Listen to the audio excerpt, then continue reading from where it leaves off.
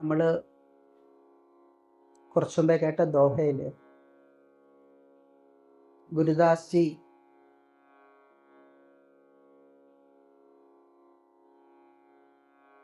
വീട് കത്തിക്കാൻ പറഞ്ഞു. അപ്പം വീട് കത്തിച്ചാൽ പിന്നെ അങ്ങോട്ട് പോകും. അപ്പം വീടില്ല, ഉള്ള വീട് കത്തിച്ചു. ഷെൽട്ടർ വേണമല്ലോ. അപ്പം അതിന് വേണ്ടിയിട്ട് മറ്റൊരു വീട് തേടിക്കും. അപ്പോൾ ഈ വീട് കത്തിക്കുന്നത് എന്തിനാണ്? വേറൊരു വീട് തേടാൻ വേണ്ടിയിട്ടാണ്. അപ്പം ആ വീടും ഈ വീടും തമ്മിലുള്ള വ്യത്യാസം എന്ത് അതറിയണമല്ലോ. വെറുതെ കത്തിച്ചിട്ട് കാര്യമില്ല. അപ്പോഴാ കബീർ ദോഹയിൽ ഞാൻ ഞാൻ ഞാൻ എന്നുള്ള ഒരു ചിന്തയിൽ നിൽക്കുന്ന ആ വീടാണ് കത്തിക്കുന്നത്. എങ്ങനെ നോക്കിയാലും ആ ഞാനിൻ്റെ പിടിയിൽ തന്നെ നിൽക്കുന്ന ഒരു വീടാണത്. ആ വീടിനെ കത്തിക്കുമ്പോൾ ഷെൽട്ടർ പോയി, നമുക്ക് നിൽക്കാൻ ഇടമില്ല. അപ്പോഴാണ് വേറൊരു വീട് വേണ്ടത്. ആ വീടിന് എന്ത് പാടില്ല? ഈ ഞാൻ ഞാൻ ഞാൻ എന്ന് പറയുന്ന അഡ്രസ്സ് പാടില്ല. അപ്പം ഞാൻ എന്ന് പറയുന്ന ഒരു അഡ്രസ്സ് ഇല്ലാത്തൊരു വീടിനെ തേടിയാണ് ആ കബീർ പറയുന്ന ദോഹയിൽ അയാൾ ജേണി പോകുന്നത്. അവിടെ പോയി ഒരു വീട് അവസാനം അയാൾക്ക് ഒരുക്കിയിരിക്കുന്ന വീട് കണ്ടപ്പോഴാണ് അവിടെ ഫുള്ളും ആരാ ഉള്ളത്? ഞാനിനെ കരിച്ചവരാണ് അവിടെ ഇരിക്കുന്നത്. മഹത്തുക്കളാണ് അവിടെ പൂർണ്ണമായിട്ടിരിക്കുന്നത്. അപ്പോഴാണ് മനസ്സിലായത് ഇതാണ് എൻ്റെ വീട്, എൻ്റെ ബന്ധുക്കൾ ഇതാണ് എന്ന് പൂർണ്ണമായിട്ട് മനസ്സിലാക്കിയത് അപ്പോഴാണ് ആ കത്തിച്ചതിൽ അഭിമാനം തോന്നിയത്. എൻ്റെ വീട് ഞാൻ കത്തിച്ചതിൽ അഭിമാനം തോന്നി. ഇത് സിംബോളിക്കാണ്. വീട് കത്തിക്കുക എന്ന് പറയുന്നതെല്ലാം സിംബോളിക്കാണ്. ഞാനെന്ന് പറഞ്ഞ് ഞാൻ കെട്ടിവെച്ചിരിക്കുന്ന ചിലത്, അതിനകത്താണ് ഞാൻ ഇരിക്കുന്നത്. ഇരിക്കുമ്പോൾ ഞാനത് കത്തിച്ചേ പറ്റൂ. നമ്മൾ ഈ പുരാണങ്ങളും പല പ്രഭാഷണങ്ങളും കേൾക്കുമ്പോൾ ഈ സ്വർഗം, നരകം എന്നൊക്കെ നമ്മൾ കേട്ടിട്ടുണ്ട്. അപ്പോൾ അത് ഉണ്ടോ ഇല്ലയോ എന്ന് പറയുന്നതിനെക്കാട്ടിയും, അല്ലെങ്കിൽ അത് ഉണ്ടോ ഇല്ലേ എന്ന് നമ്മൾ യുക്തിപൂർവ്വം ചിന്തിക്കുന്നതിനെക്കാട്ടിയും നമുക്കിഷ്ടം എന്താണ്? സ്വർഗത്തിൽ പോയാൽ മതി. ഉണ്ടോ ഇല്ലയെന്നൊന്നും എനിക്കറിയില്ല, പക്ഷേ ഒരു ചോയ്സ് തന്നാൽ എനിക്ക് സ്വർഗം മതി എന്നുള്ളത്. അപ്പം അത്രയേ ഉള്ളൂ നമ്മുടെ ലോജിക്ക്. നമ്മൾ ഒന്നിനെ വിശ്വസിക്കുന്നില്ല, പക്ഷേ കിട്ടിയാൽ നല്ലത് വേണം. അപ്പം സ്വർഗം മോശം അല്ലെങ്കിൽ നരകം നല്ലതല്ലോ നമ്മൾ ചിന്തിക്കുന്നത്. നരകം മോശം, സ്വർഗം നല്ലതെന്ന് നമ്മളങ്ങ് സ്വയം ചിന്തിക്കുകയാണ്. അപ്പം അങ്ങനെ വല്ലതും ഉണ്ടെങ്കിൽ എനിക്ക് ആ ഓപ്ഷൻ മതി എന്നുള്ളത്. ശരി, അങ്ങനെ ആയിക്കോട്ടെ, സ്വർഗമാണ് നല്ലത്. ശരി, നിങ്ങൾക്ക് സ്വർഗത്തിൽ പോകാനുള്ള പാസ് തന്നിരിക്കുന്നു എന്ന് പറയുമ്പോൾ വീണ്ടും ഉണ്ട് വേറൊരു കടമ്പ. മരിക്കാൻ താല്പര്യമില്ല, മരിക്കാൻ ആർക്കും ഇഷ്ടമില്ല. അപ്പോൾ പിന്നെ ഈ സ്വർഗത്തിൻ്റെ പാസ് ഇട്ടിട്ട് എന്താ കാര്യം? അപ്പം നമ്മുടെയൊക്കെ ലോജിക്ക് ഇങ്ങനെയാണ്. എനിക്ക് സ്വർഗം വേണം ഉണ്ടെങ്കിൽ, പക്ഷെ അവിടെ പോകണമെങ്കിൽ മരിക്കണം. മരിക്കാനും തയ്യാറല്ല. മരിക്കാൻ എന്താണ്? ഭയമാണ്. ആർട്ട് ഓഫ് ഡൈയിങ് അറിയില്ല, ആർട്ട് ഓഫ് ലീവിങ് LEAVING അതും അറിയില്ല, LIVING ആർട്ട് ഓഫ് ലീവിങ് അതും അറിയില്ല. 3 തരം അജ്ഞത നമ്മളുണ്ട്. മരിക്കാനും അറിയില്ല, ഇവിടെ നിന്ന് ഇറങ്ങിപ്പോകാനും അറിയില്ല, ജീവിക്കാൻ അറിയില്ല. കാര്യം എന്തുകൊണ്ട്? ഐ നമ്മളിങ്ങനെ നിഴൽ പോലെ പിന്തുടരുകയാണ്. നമ്മുടെ അഹം ഇങ്ങനെ നിഴൽ പോലെ പിന്തുടരുകയാണ്. അപ്പം അതിൻ്റെ വ്യാഖ്യാനത്തിലാണ് ഞാൻ ജീവിക്കുന്നത്, കാണുന്നത്, ചിന്തിക്കുന്നതെല്ലാം അതിൻ്റെ വ്യാഖ്യാനത്തിലാണ്. അപ്പോഴെന്ത് പറ്റുന്നു?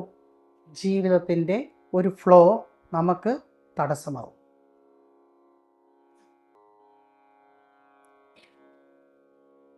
ഒരു ധ്യാന കേന്ദ്രം, ആ ധ്യാന കേന്ദ്രത്തിൽ ഒരു സാധകൻ ഗുരുവിനോട് ചോദിക്കുകയാണ്, എനിക്കെന്തോ പ്രശ്നമുണ്ട് എന്ന് പറഞ്ഞു. എനിക്കെന്തോ കാര്യമായ പ്രശ്നമുണ്ട്. അപ്പോൾ ഗുരു ചോദിച്ചു, അതെന്താണ് നീ അങ്ങനെ പറയാൻ കാര്യം? എന്തെന്നറിയില്ല, എനിക്കെന്തോ കാര്യമായ പ്രശ്നമുണ്ട്. അപ്പോൾ ഗുരുവിന് സന്തോഷം തോന്നി. കാര്യം എന്താണ്? ഇതിന് മുമ്പേ അവിടെ വന്നപ്പോൾ പറഞ്ഞത് എന്തെന്നറിയാമോ? മറ്റുള്ളവർക്കെല്ലാം പ്രശ്നങ്ങളുണ്ടെന്നാണ് പറഞ്ഞത്.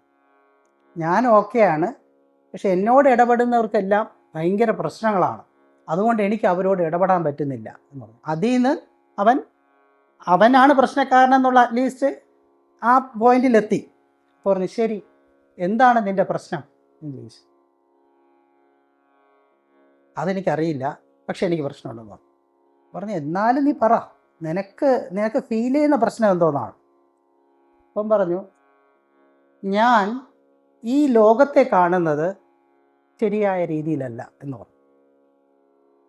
അപ്പം ഗുരുവിന് സന്തോഷമായി. കാര്യം അത് കറക്റ്റ് പോയിൻ്റാണ്. അവൻ ഒരു നിരീക്ഷണത്തിൻ്റെ ഒരു ലോകത്തിലോട്ടെത്തി. എൻ്റെ കാഴ്ചപ്പാടിൻ്റെ കുഴപ്പമാണെന്നാണല്ലോ അവൻ പറയുന്നത്. ശരി, അപ്പോൾ അതൊന്ന് എനിക്കൊന്ന് ക്ലിയർ ആക്കി തരണമെന്ന് പറഞ്ഞു. അപ്പോൾ ഗുരു പറഞ്ഞു, അതെങ്ങനെ ക്ലിയർ ആക്കും? നിൻ്റെ പ്രശ്നമാണല്ലോ. അപ്പം ഗുരു അങ്ങനെ പറഞ്ഞപ്പോൾ ശിഷ്യൻ പറഞ്ഞു, ഗുരുവിന് പിന്നെ എന്താണ് ജോലി? എൻ്റെ പ്രോബ്ലത്തെ റെഡിയാക്കി തരണം, അതാണ് ഗുരുവിൻ്റെ ജോലി. അപ്പം ശരി, എന്നാൽ വാ എന്ന് പറഞ്ഞിട്ട് യവനെ ഇങ്ങനെ വിളിച്ച് നേരെ കൊണ്ടുപോയി ഒരു ചന്തയുടെ ഒരു മാർക്കറ്റ്, വലിയൊരു മാർക്കറ്റ്, ഈ മാർക്കറ്റിൻ്റെ സൈഡിൽ കൊണ്ടങ്ങനെ നിർത്തി. എന്നിട്ട് ഈ ശിഷ്യൻ ചോദിക്കും, എന്തിനാണ് ഇവിടെ കൊണ്ട് നിർത്തിയെന്ന് ചോദിച്ചു. നിനക്ക് എന്താണ് അനുഭവപ്പെടുന്നതെന്ന് ചോദിച്ചു. അപ്പോൾ ഇദ്ദേഹം മൊത്തത്തിൽ നോക്കിയിട്ട് ഇദ്ദേഹം പറഞ്ഞു, ഭയങ്കര ബഹളം, ശബ്ദം, തിരക്ക്, ഒരു അസ്വസ്ഥത, എനിക്ക് ഒട്ടും കംഫർട്ട് ഫീൽ ചെയ്യുന്നില്ല, ഇവിടെ നിന്ന് എങ്ങനെയെങ്കിലും എനിക്ക് പോയാൽ മതി എന്നാണ് എനിക്ക് തോന്നുന്നത്. ശരി, ഇങ്ങനെ നീ വാ എന്ന് പറഞ്ഞിട്ട് അവനെ വിളിച്ചിട്ട് ആ മാർക്കറ്റിൻ്റെ ഒരു സൈഡിൽ ഒരു വലിയൊരു മരമുണ്ട്, ഈ മരത്തിൻ്റെ മൂട്ടിൽ കൊണ്ട് നിർത്തി. എന്നിട്ട് അവിടെ ഇരിക്കാൻ പറഞ്ഞു. എന്നിട്ട് പറഞ്ഞു, ഇപ്പോഴെന്താണ് നിനക്ക് തോന്നുന്നത്? വളരെ ശാന്തം, നല്ല കാറ്റുണ്ട്, വളരെ സുന്ദരമായിരിക്കുന്നു എന്ന് പറഞ്ഞു. അപ്പോൾ ഈ ഗുരു പറഞ്ഞു, ശരിക്കും ഇവിടെ മാറിയത് എന്തോന്നാണ്?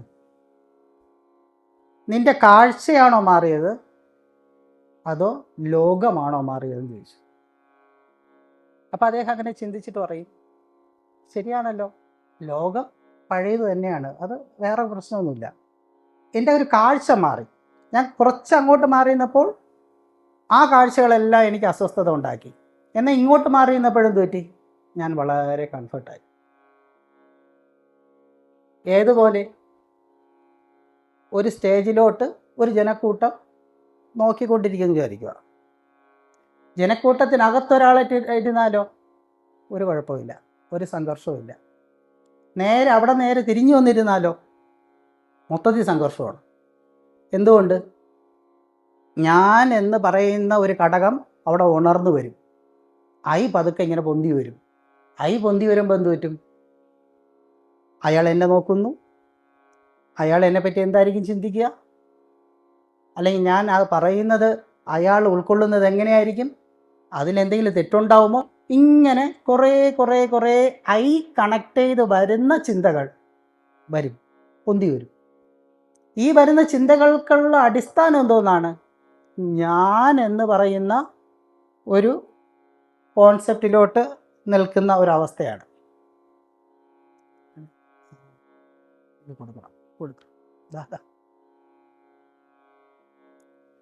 ഞാൻ എന്ന് പറയുന്ന ബേസിക് തോട്ടിലോട്ട് കണക്റ്റ് ആവുക, വന്ന് നിൽക്കുന്നത്, വിരൽ ചൂണ്ടി വന്ന് നിൽക്കുന്നത് ഞാൻ ഞാൻ ഞാൻ എന്ന് പറയുന്ന ഒരവസ്ഥയിലാണ്.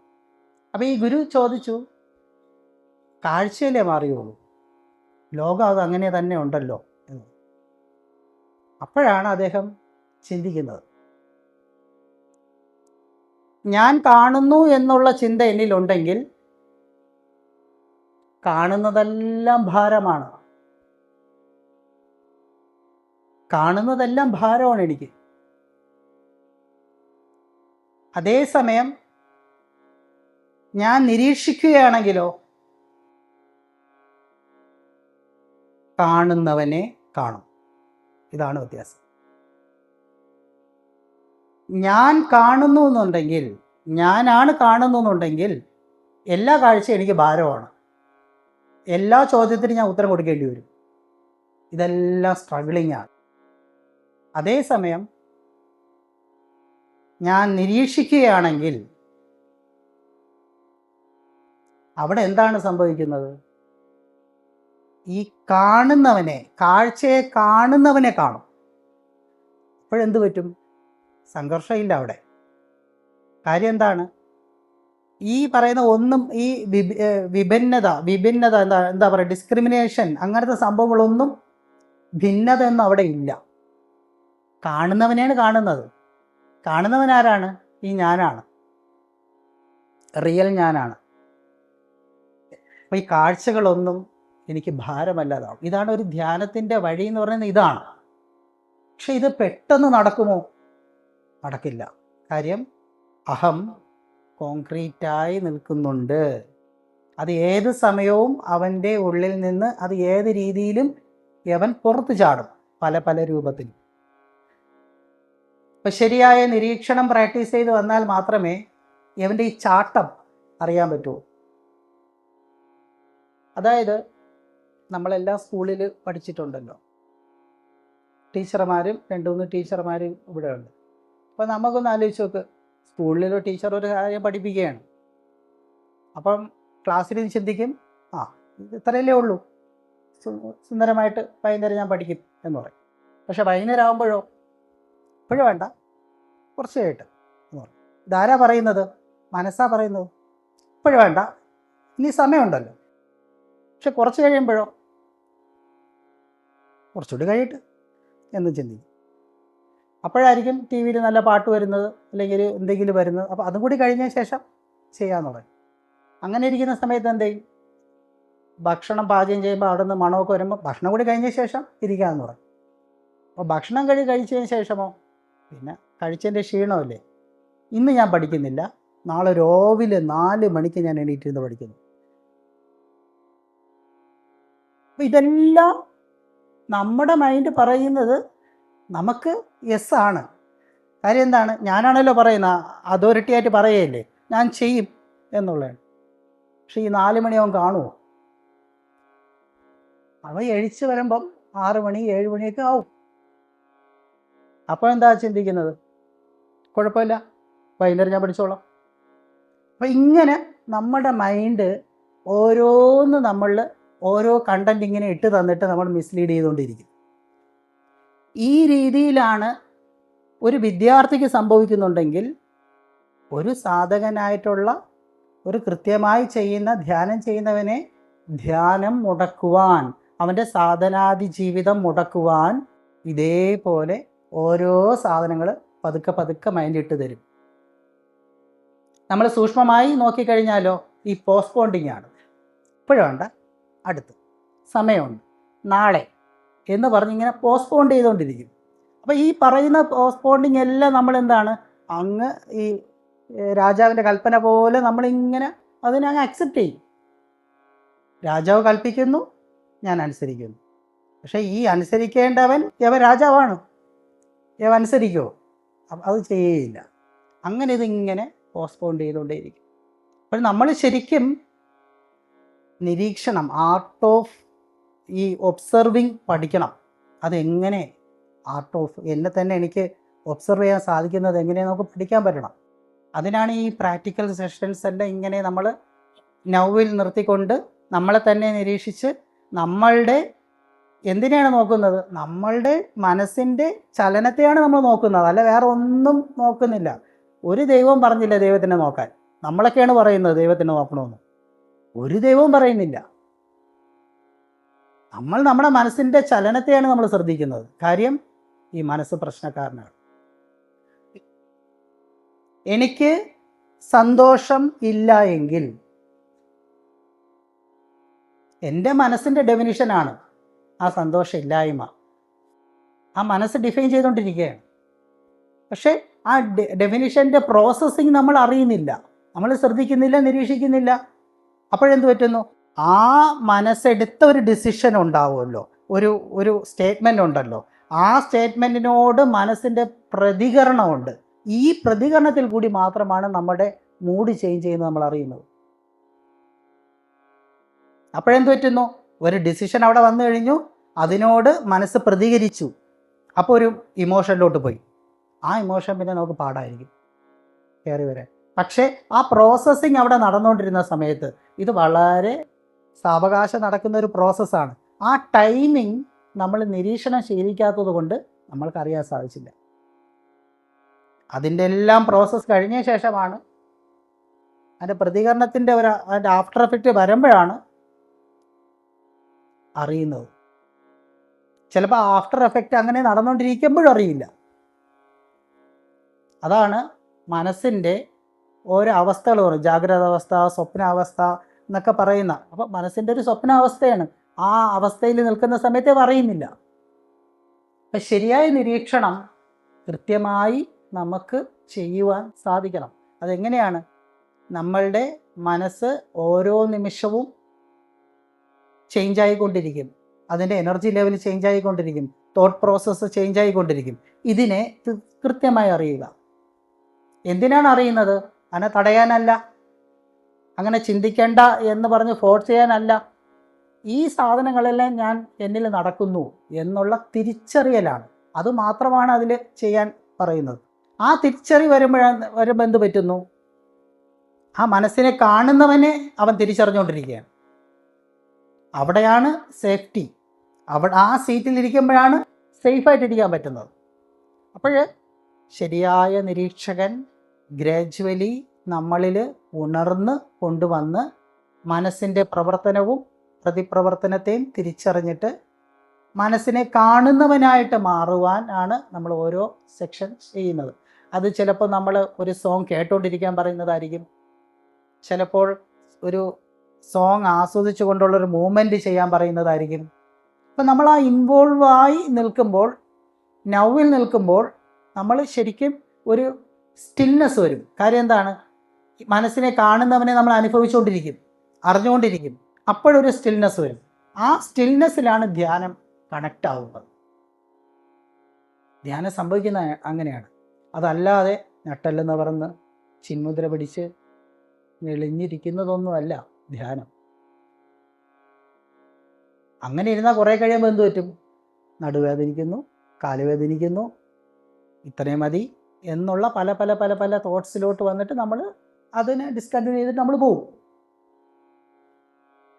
എങ്ങനെ ഇരിക്കുന്നു എന്നുള്ളതല്ല, എൻ്റെ മനസ്സ് ഈ നിമിഷങ്ങളിൽ എങ്ങനെയാണ് പ്രവർത്തിക്കുന്നത് എന്നുള്ള തിരിച്ചറിവ്, അതാണ് നിരീക്ഷണം, ശരിയായ നിരീക്ഷണം.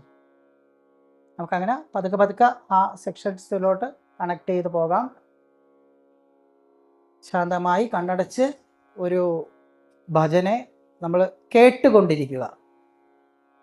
വളരെ റിലാക്സായി ആ ഭജനയെ കേട്ടുകൊണ്ടിരിക്കുക. അതായത് ഞാനൊരു കേൾവിക്കാരനാണ് എന്നുള്ള ബോധത്തോടെ, പാട്ടിനെ കേൾക്കുന്നവനാണെന്നുള്ള ബോധത്തോടെ, വേറെ ഒരു വ്യാഖ്യാനങ്ങളും കൊടുക്കാതെ അതിനെ കേട്ടുകൊണ്ട് ഇരിക്കുക, കണ്ണടച്ച്.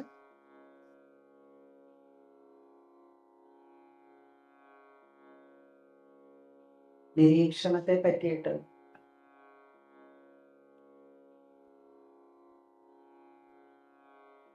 വലിയ വലിയ ലെക്ചർ എടുത്താലും നമ്മുടെ മനസ്സ് ചോദിക്കും.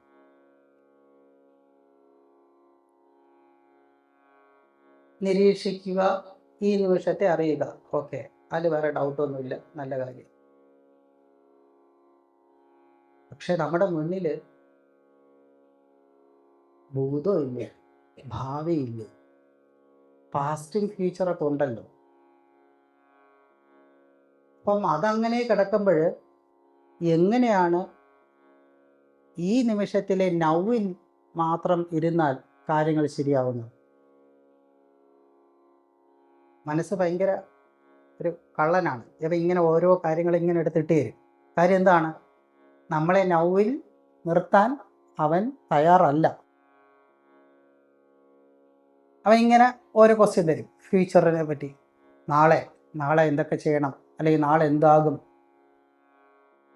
കഴിഞ്ഞ കാലങ്ങളൊക്കെ ഇങ്ങനെ ആയിരുന്നു, അതിൻ്റെ തുടർച്ച തന്നെയായിരിക്കുമോ ഇനി അങ്ങോട്ട് പോകുന്നത്? ഇതിങ്ങനെ അത് പാസ്റ്റിലോട്ടും കൊണ്ടുപോകും, ഫ്യൂച്ചറിലോട്ടും കൊണ്ടുപോകും. എന്നിട്ട് എന്ത് പറ്റും? ഇങ്ങനെ നമ്മളെ ഇട്ട് വെപ്രാളം, നല്ല രീതിയിൽ വെപ്രാളം തരും. വെപ്രാളം തന്ന് ആകെ വല്ലാത്തൊരവസ്ഥ ഇരിക്കുന്ന സമയത്തായിരിക്കും നമ്മൾ നടന്നു പോകുമ്പോൾ ഒരു കടയിൽ പരിപ്പ് വട കാണുന്നത്. ഇത്രയും ടെൻഷൻ അടിച്ചതല്ലേ, ഒരു വട കഴിക്കും, കുഴപ്പമില്ല. അപ്പോൾ എന്താ, വടക്കൊക്കെ ഭയങ്കര ടേസ്റ്റും ആകും കഴിക്കുമ്പോൾ.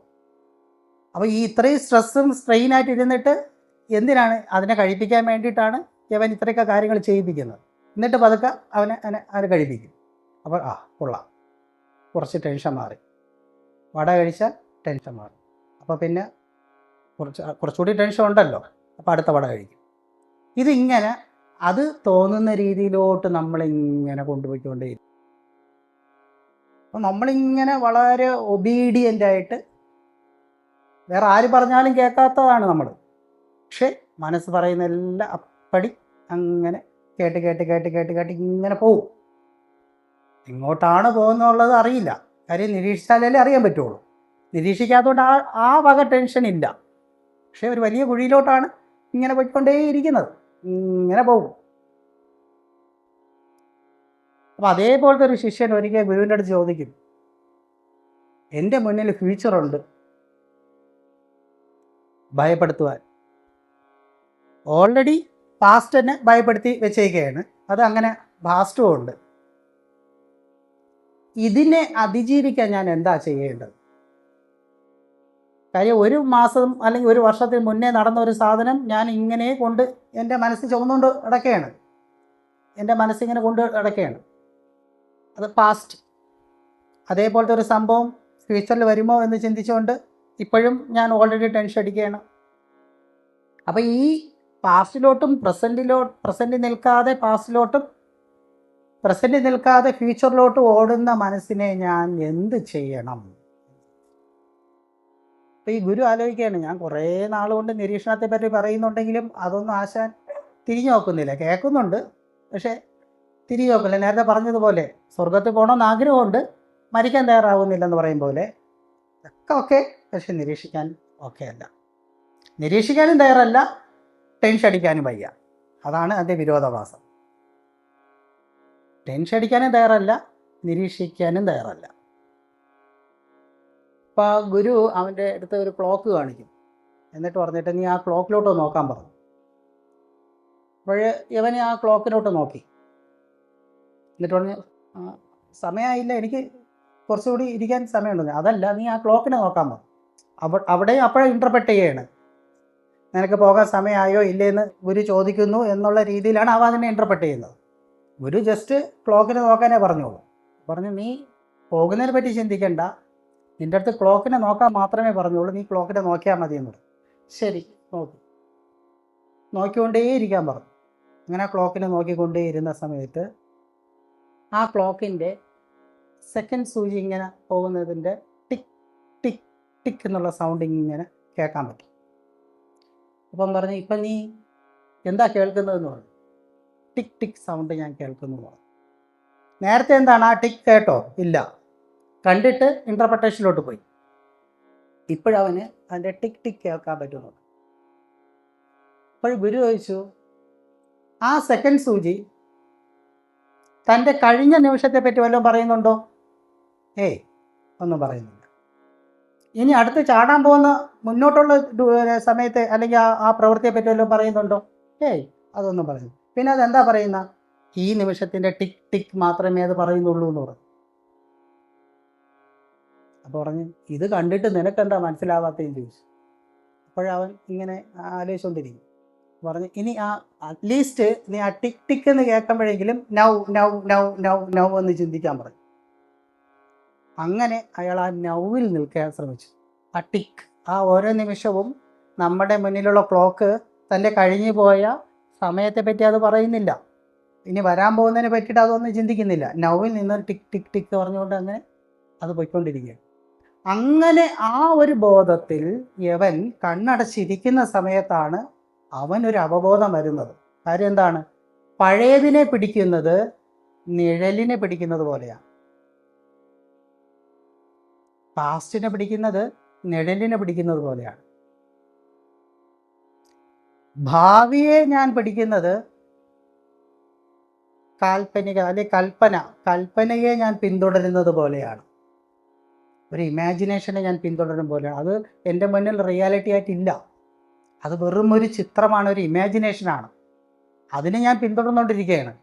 അപ്പം ഈ നിമിഷത്തിൽ ഞാൻ നിൽക്കുന്നുണ്ടോ? ഇല്ല. അപ്പം നമ്മുടെ ജീവിതം മൊത്തം നിഴലും കാൽപ്പനികതയും, ഇതിൻ്റെ ഇടയിൽ ഞാൻ ജീവിച്ചു കൊണ്ടേയിരിക്കുന്നു. അതൊരു ജീവിതമാണോ? അല്ല.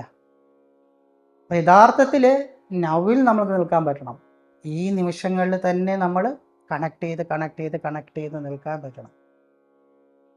അതിനാണ് നമ്മൾ ചില സോങ്സുകളും ചില മൂമെൻറ്റ്സുകളും തന്നിട്ട് ഇപ്പോഴെന്താണോ നിങ്ങൾക്ക് ചെയ്യാൻ പറയുന്നത്, അല്ലെങ്കിൽ എന്താണോ കേൾക്കുന്നത്, അതിൽ നിൽക്കാൻ പറയുന്നത്, നൗവിൽ നിൽക്കാൻ പറയുന്നത്. കുറച്ച് നേരം നിഴലിലും പിടിക്കുന്നില്ല, കാൽപ്പനികതയുടെ ലോകത്തും പോകുന്നില്ല, നൗവിൽ നിൽക്കുന്നു.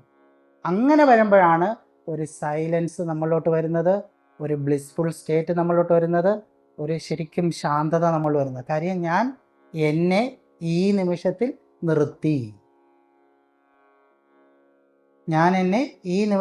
നിർത്തി. ആ നിർത്തൽ മാത്രം പോരാ, അതിനെ ഒന്നുകൂടി ഒബ്സർവ് ചെയ്യാൻ നമുക്ക് പറ്റണം. ഈ നിമിഷത്തിൽ നിൽക്കുന്ന എന്നെ എനിക്ക് ഒബ്സർവ് ചെയ്യാൻ പറ്റണം. ആ നിമിഷത്തെ നിന്ന് എന്നെ പൊട്ടിച്ചുകൊണ്ട് പോകുന്ന മൈൻഡിൻ്റെ പ്രവർത്തനത്തെ അറിയാൻ പറ്റണം. ഇതെല്ലാം അവയർനെസ്സോടെ കണ്ടുകൊണ്ടേയിരിക്കലാണ്. അതാണ് ധ്യാനം. ഒരു ശരിയായ നിരീക്ഷണം. നമുക്കൊരു പാട്ട് കൂടി കേൾക്കാം. കണ്ണടച്ച് സോങ്ങിൽ തന്നെ ശ്രദ്ധിച്ച് ആ ഭജന കേൾക്കുന്നവനായിട്ട് തന്നെ ഇരിക്കുക. ശാന്തം.